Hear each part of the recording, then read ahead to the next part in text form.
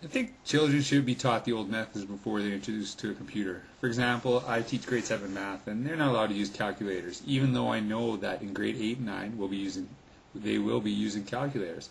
But you want to make sure that you teach kids methods that they know how to find information, how to manipulate information and work with it before you introduce them to methods. For example, you should teach them how to go into a library and find books before you teach them how to use computers, because computers are not everywhere. They're getting to that point, but I think that we need to teach our kids to be independent of a computer, because if we teach them that, then you're not only cutting off other methods, you're also cutting off social communication. I think that's really one important aspect that a computer really can't provide, is that face-to-face working with someone else. I think that's really the most important thing.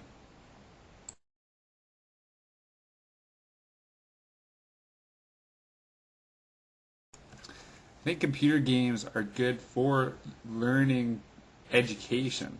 Learning to use technology, of course they would be, because you're learning to manipulate the mouse, things around the computer. But it's important that we don't focus on the technology. Again, I've stated this before in this interview, that we make sure that we're focusing on enhancing education. And if you think that computers or games are going to enhance education, like they have some educational purpose. For example, we play Jeopardy on the computer, but all the questions are to focus or enhance our math curriculum for my own classes. So I think that if you can justify and say that there is an educational purpose to the game, then I think it's a good way to enhance education. As to enhance technology, you will, but you make sure that you are focusing on enhancing education.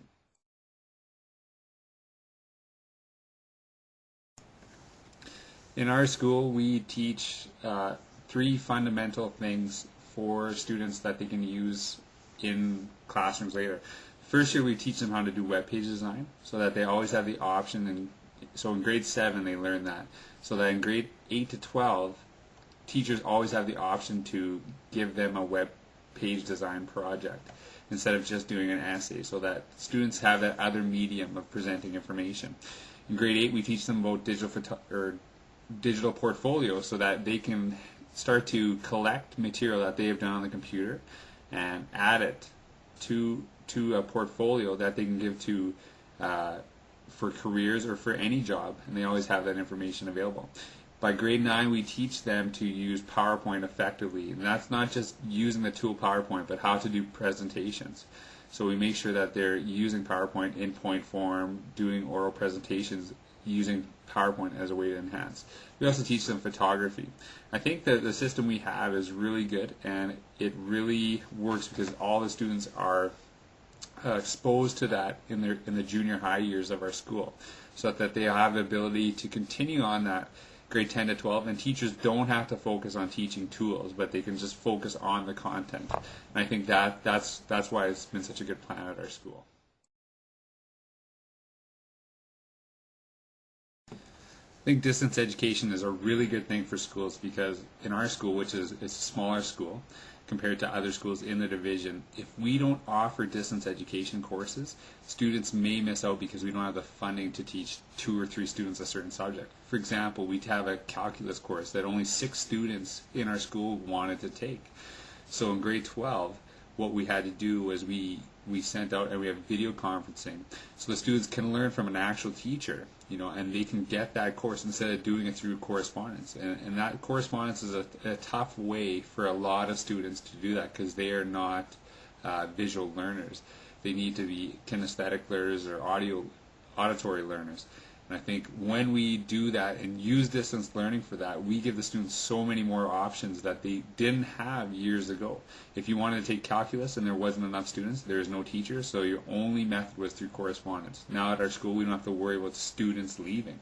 So I think distance learning is a great way. It's also a great way to enhance education by supplementing courses. I find web pages that students may need to help them further their knowledge on a certain subject, and I have that, so I use it as a supplement. But for distance learning, it's a really important thing if you want students in smaller communities to be able to get all the information that a larger city school would get.